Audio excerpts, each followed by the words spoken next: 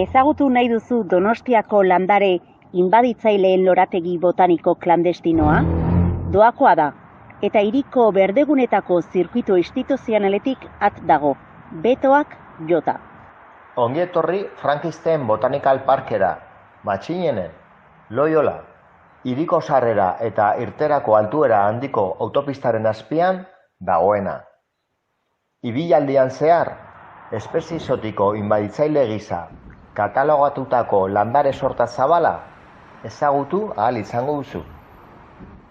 Espezie exotiko hauek bertako flora komunitateak eta haiei lotutako fauna leku aldarazi dituzte, desagerrarazi arte. Oso litekeena da txundituta eta izututa geratzea naturara eramaten ari garen anabasa eta nahazte borraztea ikustean, baita hemen ere, zure txondoan. Ibilbidea hasteko ur-kirolak biribigulnetik zar zaitezke.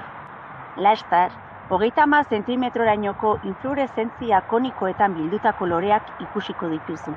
Lore multzoak lila koloreko piper bat gogorarazten du. Budeia arrunta da, Budeia dabili. Jatorriz Tibet eta Txina erdialdeko 2-3 metro bitarteko altuera duen xueska bat. Lore mordo bakoitzak 40.000 hazi txiki hart ditzake. Haizeak eta autopistako eta aldameneko aparkalekuko ibilgailuen trafikoaren zurrunbiloek barreiatuta. Mundu mailako merkataritzak Budeia espezie inbaditzaile bihurtu du Europako eremu handi batean. Estatu Batuetan, Afrikan, Zelanda Berrian, gaur egun, salerostea eta landatzea erabat debekatuta dago. Metro batzuk aurrera egiten baduzu, agian inoiz ikusi ez duzun paisaia bat aurkituko duzu. 10 zentimetroko diametroa duten kanpai formako lore more mordo batekin topo egingo duzu. Landare igokari batenak dira, armiarmasare erraldoi baten itxura hartzen duena.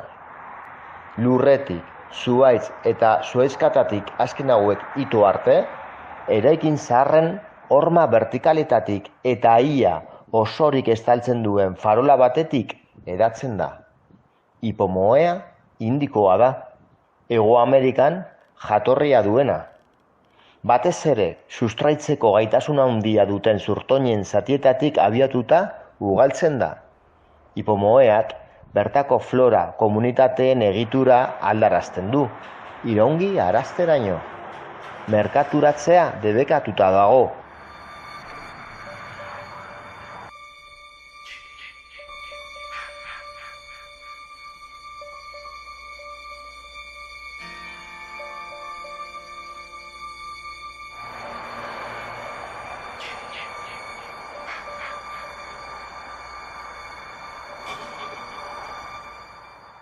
Saihesbidearen azpian ibiltzen jarraitzen baduzu, Asia ekialdetik datorren Japoniako poligonoarekin, Falopia japonica, Reinotria japonica, topo egingo duzu.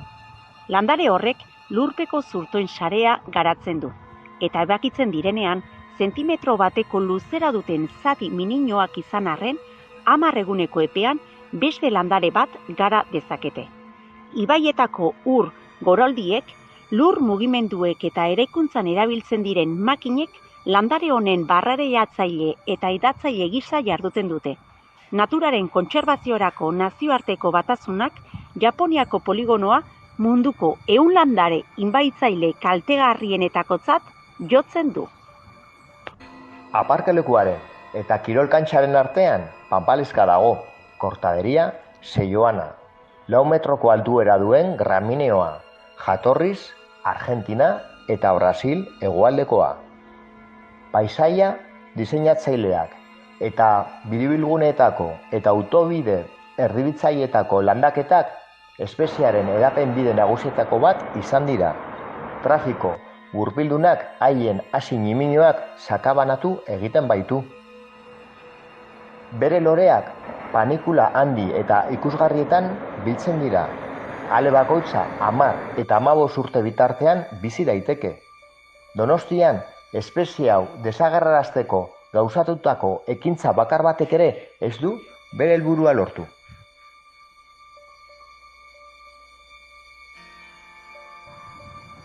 Kirol kantxatik gertu krokosmiaren lehen alea agertu da, krokosmia krokosmiflora. Hegoafrikako 2 espezietatik datorren landare hibridoa. Krokosmia oraindik ez dago espezie inbaditzaileen katalogoan sartuta, baina gure inguruko gareka eta bideetan ikus dezakegu, duela urte batzuk existitzen ezenean. Hiriko Ulia mendian, krokosmiak oihanpeko mendi hegal osoak inbaditu ditu, eta bertako flora komunitateak desagertzea eragindu. Krokosmia 40 zentimetro inguruko garaiera duen landare belarkara da. Bere lore laranjen edertasunarengatik landatzen dena. Ingurumen balio handiko guneak kolonizatzen ditu, hala nola, hezeguneak eta ibai ertzak. Voluntarioen eta naturzalen elkarteek udal ingurumen sailaren laguntzarekin, landare hori gure ingurunetik desagerrarazten bultzatzeko hiriko Ulia mendian, aldian ekitaldiak antolatzen dituzte. Kontrasanean eta amesgaizto bat izango baliz bezala, udalak berak ere hiri mantentze departamentuko parke eta lorategien atalaren bidez zure diru zorroaren diruaz espezie inbaditzaile hau 100 erosi eta landatzen ditu. Gutxienez 2021ko maiatzetik komunikatu hau argitaratu den egunera arte 2021ko abuztua Lugaritzeko biribilgune eta erdibitzailetan, Easo plazako erdiguneko parterretan, Intxaurrondoko beharko biribilgunean, edota Kristina Enea Gladys parkean bertan besteak beste ikus dezakezu. Zer faktorek bateratzen dute Matxinene Frankenstein Botanical Park bihurtzeko? Inguruaren degradazioa, hainbat hamarkadatan luzatutako obrak eta lur mugimenduak. Autobideko ibilgailuen trafikoaren zurrunbiloak, gaitasun handiko landaren haziak eta propaguluak sakabanatzen dituztenak beste faktore batzuen artean ingurumen arazo honen sorburu dira. Horrez gain, ibilgailuentzako aparkalekuaren eragina gehitu behar da. Bazterrekoa izatetik ezinbestekoa izatera igaro baita.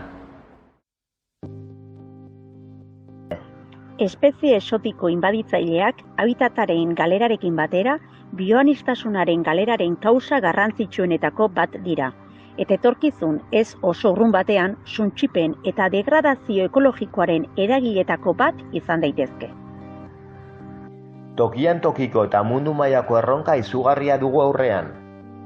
Administrazio guztiei premiazko lan ildo jarraitua eta iraunkorra abian jarrezatela, bertako flora eta fauna komunitateak kontserbatzeko eta espezie exotiko inbaditzaileak eta horien sorburua borrokatzeko eta desagerrarazteko eskatzen diegu.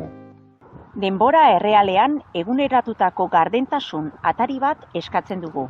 Udalak gure diruaz edozein erosketa egin baino lehen, herritarrok zer erosi nahi duen eta zertarako jakin dezagun. Hots, krokosmia bezalako kasuak saihestu ahal izatea, sortzen ari diren interes orokorreko arazoen aurrean, hainbat udal sailen kualifikazio eta eguneratze txikiaren adierazle latza.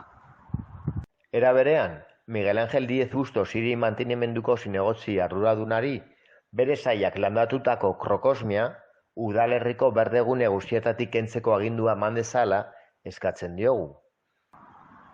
Ekosistemak lehengoratze aldera erakunde publiko baten webgune batetik herritarrok geolokalizazio bidez non dauden espezie exotiko inbaditzaileak helarazi ahal izatea proposatzen dugu. Herritarron parte hartzea eta gure inguruko ondare natural eta unibertsalaren hobekuntza bultzatzeko asmoz. Udalek ingurumena zaintzeko eskumena eta betebeharra dutela gogorarazi nahi dugu. Espezie inbaditzaileen banaketa eremuak udalerria gainditzen duenean, kasu honetan bezala, Gipuzkoako Foru Aldundiak ere eskumenak baditu, eta ibaien ertzetan Eusko Jaurlaritzaren mendeko uraren euskal agentziak, ura. Bertako flora babesteko eredu gisa, Ingalaterrako tradizioari erreparatzea proposatzen dugu. Espezie inbaditzaileek ura kaltetu ez dezaten. Jendartearen kontsentziak gobernuen eginkizunekin batera, interes orokorreko arazo hau bidera dezaten espero dugu, ekosistemak eta espezie autoktonoak babestuz.